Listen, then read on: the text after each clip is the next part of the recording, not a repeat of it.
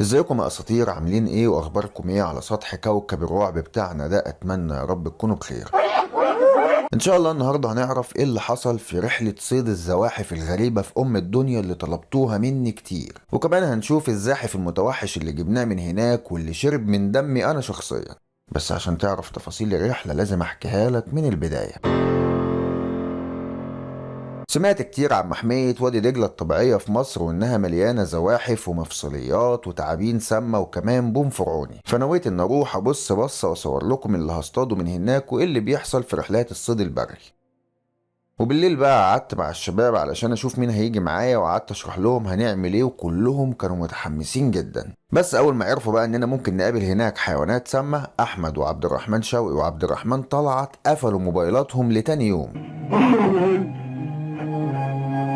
ومبقاش فاضل معايا غير حسن واحمد اللي شفتوهم معايا في الرحله اللي فاتت، بس لاننا محتاجين عدد معانا ولان اسلام اخويا كان عنده شغل ومش هينفع يجي، قررنا نبدله بحمودي اخو حسن اللي كان جاي وكله نشاط زي ما انتم شايفين كده. لماذا نحن هنا؟ سؤال صعب. تاني يوم الصبح رحت لقيت حسن واقف عند سمسمة علشان يفطرنا شاورما وفراخ علشان ما نهبطش في السكه. ايه؟ وايوه انتوا سمعتوا صح، احنا هنفطر كده. وهنا بقى الولاد كانوا بيتخانقوا مين هيجيب الميه ومين هيدفع حقها، وفعلا جبنا الوجبات، بس اتصلوا بيا في البنك علشان كان عندي مشكله في الحساب بتاعي، وكلهم قالوا لي مش هناكل ولا لقمه وهنستناك، لكن ده كان المنظر لما نزلت وشفتهم. ينفع وانا قاعد اتخد الخده دي يعني؟ حسن طبعا ما قدرش يستناني وكان هيجيله هبوط حد في الدوره الدمويه، وحمودي كل وخبى الاكل. اما احمد بقى اللي قعد يقول لي ما اقدرش اكل من غيرك كان واكل سندوتش شاورما غير الوجبه. يا ولاد دول بقلشوني. المهم اننا الحمد لله كلنا وفولنا ومسكنا الطريق، والاجواء كانت جميله وكله مبسوط وبيغني وبيضحك.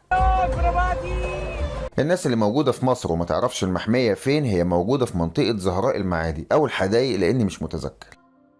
واخيرا بقى وبعد طريق طويل وصلنا لبوابه الدخول، وسعر التذكره الصبح 10 جنيه وبالليل 25، ولو معاك عربيه بتدفع تذكره علشان تدخل بيها. وطبعا اي حد بيفكر يروح هناك لازم يكون معاه عربية لان المحمية كبيرة جدا وكلها صحراء، واهم حاجة تاخد معاك مية واكل كتير لان جوه مفيش اماكن بتبيع اكل او شرب، والاهم بقى لازم تعرف ان شبكة التليفونات هناك معدومة وتليفونك هيبقى زي قلته، يعني هتصور بس لانك في صحراء حقيقية بجد، والجبال والرمل حواليك في كل مكان.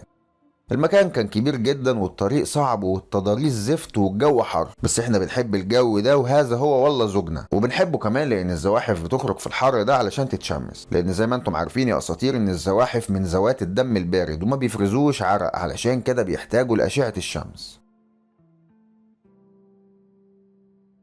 هنا احمد بقى كان حب المكان وصدى الصوت وبقى بيبرطم بكلام مش مفهوم وعمال يقلد كفار قريش. يا سكلة. المهم اننا بعد ما مشينا كتير جوه لقينا مكان فيه اعشاب كتير وصخور وممكن يبقى بيئة مناسبة للزواحف هناك. نزلت وقعدت ادور كتير لكن للاسف ما كانش فيه اي اثر لاي زاحف، ولقيت كذا جحر هناك لكن كلهم بلا استثناء كانوا مهجورين. واللي استنتجته كده ان ده تقريبا بسبب ان في ناس بتيجي تخيم في المكان او بيرموا بواقي الاكل بتاعهم، علشان كده الزواحف هجرته. وبعد ما لفيت كتير بقى ودورت اكتر كنت تعبت بالزاف وقررت اطلع فوق صخرة في الظل ونرتاح شوية، بس حمودي كان فاق وقتها وعمال يفرق لوحده ويلف في قلب المحمية.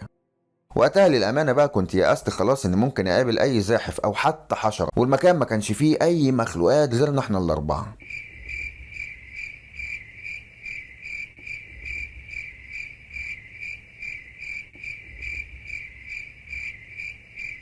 وفي الوقت اللي كان احمد بيقول لي خلاص يلا نروح مش هنلاقي حاجة، لقيت حمودي بيصرخ وبيشاور لنا من بعيد.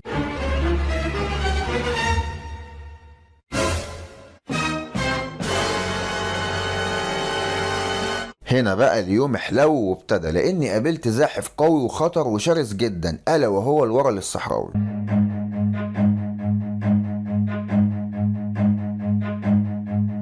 Run.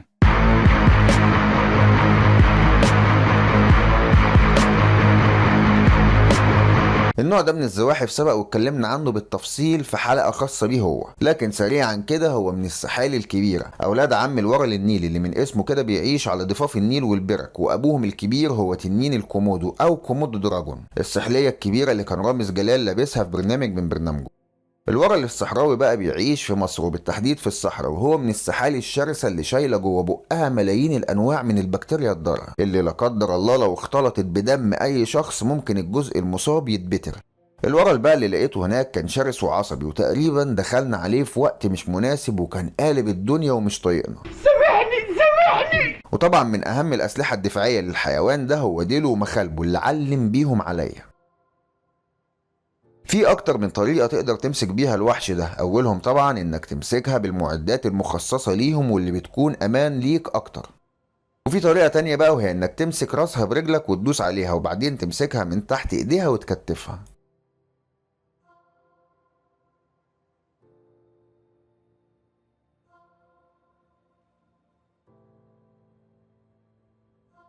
بس بقى في طريقة سهلة جدا أنا بحبها لأن السحلية اللي معانا كانت شرسة. الطريقة بقى هي إنك تجيب أي حاجة جلد طويلة وتقربها منها زي الجوانت ده، وقتها السحلية هتحاول تعضها وتدافع عن نفسها، وقتها السحلية هتخاف ترمي نفسها على الأرض وهتفضل متشعلقة في الجو، وفي الوقت ده بقى تقدر تمسكها بمنتهى السهولة.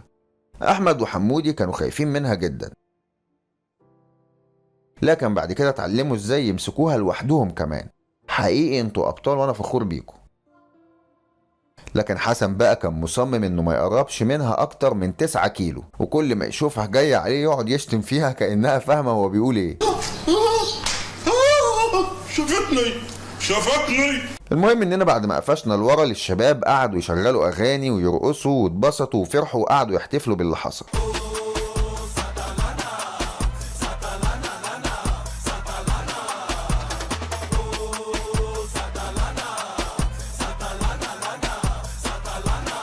وانا كمان خدتها على جنب كده وقعدت اعمل معاها سيشن بالدرع.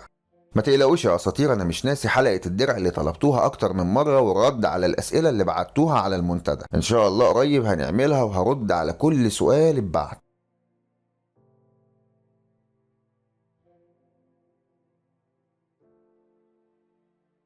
في نهاية اليوم بقى كنت اتبهدلت جامد وقعت وقعة وحشة مش هينفع ان اعرضها علشان برستيجي قدامكم، لكني فعلا اتخرشمت فيها. بس قبل ما نمشي بقى ونسيب المحمية واقفل لكم الفيديو لازم اقول لكم حاجة مهمة جدا.